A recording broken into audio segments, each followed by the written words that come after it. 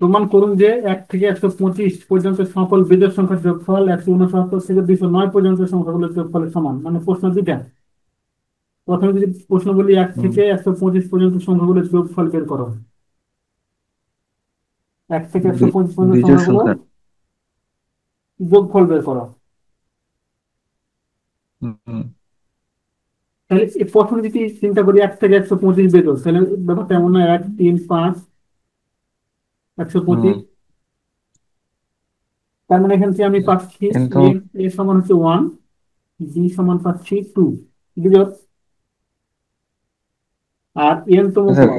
N তম, N N তম তম পদ বিজোড় সংখ্যা তো 125, এমনি তো এন এর এন মানটা স্কোয়ার বের না? করতে হবে। হ্যাঁ। এন এর মানটা বের করতে হবে। অতএব এ প্লাস হুম। n-1 ইন্টু বি সমান 125, বা এর মান হচ্ছে 1 প্লাস n-1 ইন্টু বি এর মান 2 সমান 125, বা n এর মান পেয়ে যাচ্ছি আমরা 63। তাহলে n এর মান পেয়ে গেলাম। এখন এটুকু সমষ্টি বের করি। অতএব সাম সমষ্টি কত হচ্ছে n/2 a plus n-1 into B. তাহলে n/2, n এর মান হচ্ছে 63/2,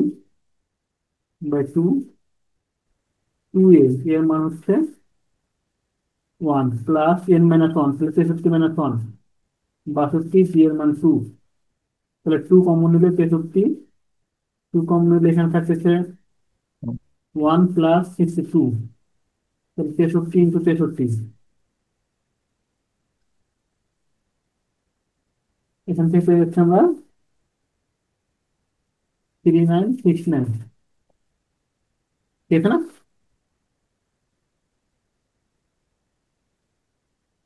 একই লজিক বলছে হুম। 169 থেকে 209।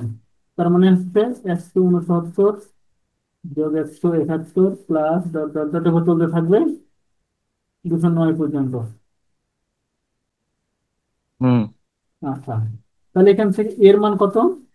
169। ডি এর মান 2।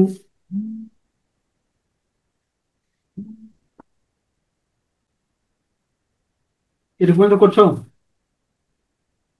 তাহলে এন টার্ম, হুম, করছি এটা। এন টার্ম কত? 209। তাহলে এখান থেকে লিখতে পারি এ প্লাস n-1 ইন্টু ডি সমান 209। তাহলে এর মান হচ্ছে 169 প্লাস n-1, ডি এর মান 2 সমান 309। তাহলে এখান থেকে আমরা এন এর মান পেয়ে যাচ্ছি হচ্ছে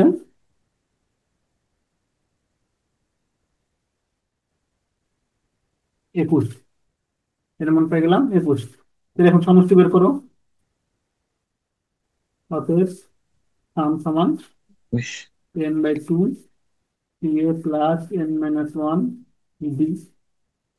তাহলে n এর মান পাইলাম 21, 21/2, 2 এর মান হচ্ছে 169 প্লাস